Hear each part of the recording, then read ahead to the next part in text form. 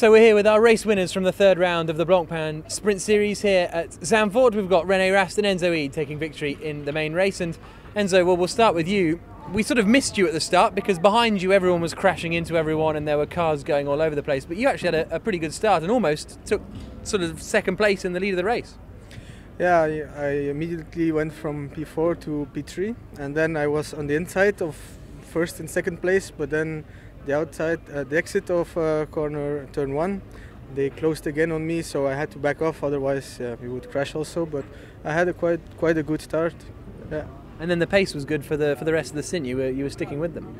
Yeah, the pace was good in the beginning. I was sticking with the first two, but then there was a gap because I think tire pressure or something went up in my front tires, and I had a lot of understeer, and I really had to stop the car and restart it because I couldn't carry speed because of the understeer. But I managed it and stayed on P3, so it's okay. Enzo, you were in the first stint and we had the rainfall. When you're driving on slicks, you see the rain coming, you put the wipers on, then it's almost like a flooded track on slicks.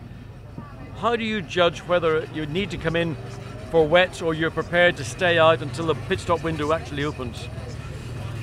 Yeah, I think it's difficult. I didn't have it when I was driving. There was no rain, but this time. But it's really difficult to judge. You know, you can feel it at one point. If there's too much water, and if it's too much risk to stay on track, so then you feel that you have to come in. If it's possible, then you stay out. So it's really difficult to judge, and it depends on the gap to the pit window. So yeah. And then René, you took over the car and pulled a great move on Max Buch around the outside at the chicane. I mean, we could see that the Mercedes was a bit slower in the wet conditions. We were apparently much faster, and I tried it 2-3 laps, but there was no way for me. But at the end, I think it was a fair fight. It was a very close fight.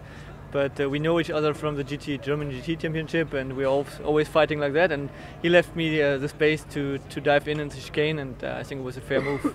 Yeah, it was nice to see that actually, because a lot of drivers could have just sort of squeezed you out and you'd have been bouncing over the grass. Yeah, that's what I mean. I mean, if you're used to that, and we are used to that because we're driving together in several championships, and if you play fair to your competitor, they also play fair to you, and that's what's nice about racing. And then once you were passed, we thought, job done. René's in the lead. He's going to cruise home, but it wasn't quite that easy.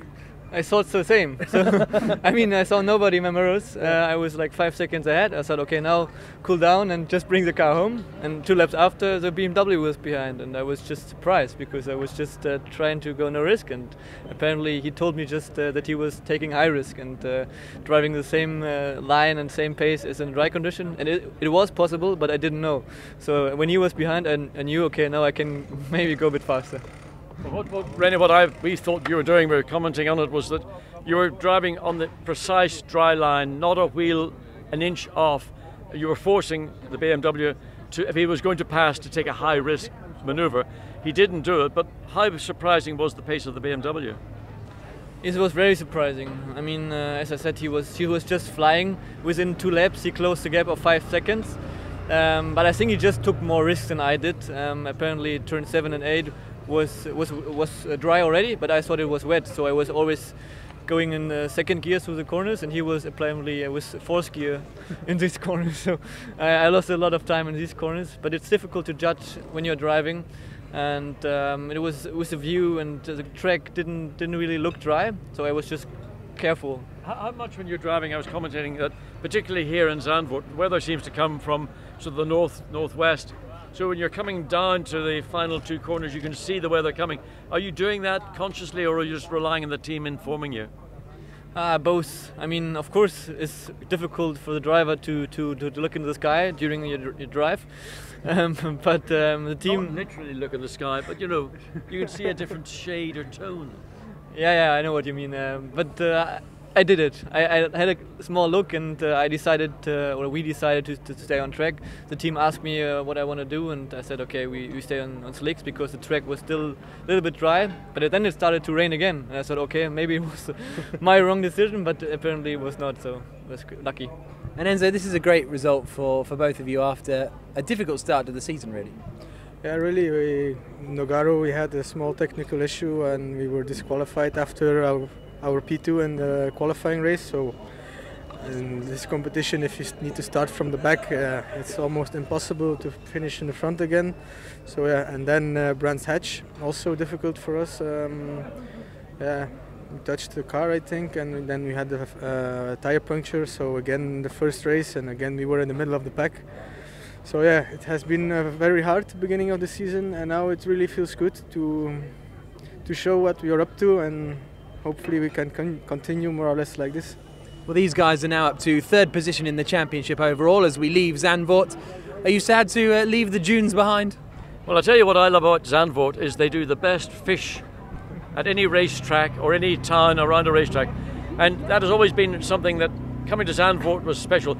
I know, Jack, you love your Fritz and mayonnaise, but I go for the Dover sole.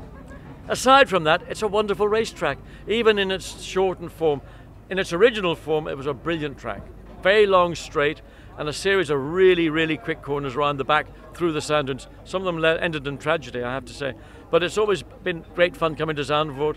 I think the atmosphere in the cities, the towns around the racetrack, I think you saw it last night when you were watching the football, it's friendly. And that's all you ask for. People are out having fun, they're friendly, and they invite you to come in and join in their celebrations. Brilliant. Well, it's been a brilliant weekend here with the Blancpain Sprint Series. It's still Max Boek and Max Goetz who lead the championship, 8 points clear ahead of Harry Procek and Jeroen Bleekemolen. Then it's these two chaps in third position. We'll see how much fish we get in Bratislava. Don't know how that'll pan out, but make sure you join us for it the first weekend of August, 1st to the 3rd of August, for the 4th round of the championship. See you then.